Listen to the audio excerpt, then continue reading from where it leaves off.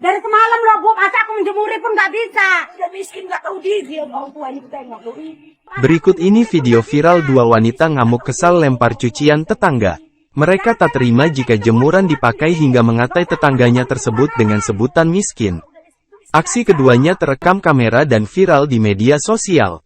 Bahkan kini telah diunggah berbagai akun anonim media sosial. Berawal dari unggahan akun TikTok @zombie0764 beberapa hari yang lalu.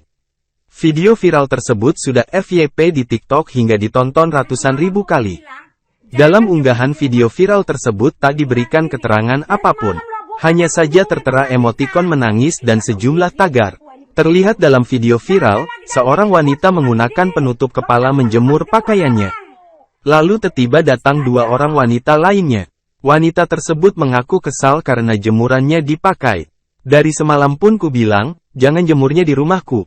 Jemuran ini, dari semalam aku bilang, aku menjemur tuh gak bisa, tutur wanita berambut pendek. Bahkan pakaian yang telah dicuci itu dilempar ke tanah. Seorang wanita lainnya yang mengikat rambutnya, juga mengatai sosok tetangganya dengan kata-kata kasar. Udah miskin, gak tahu diri, kata wanita tersebut. Si wanita berambut pendek lantas mengungkapkan tak suka jika jemurannya dipakai orang lain.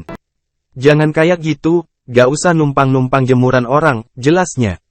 Rekaman video viral berdurasi 17 detik itu pun ramai dikomentari sejumlah netizen.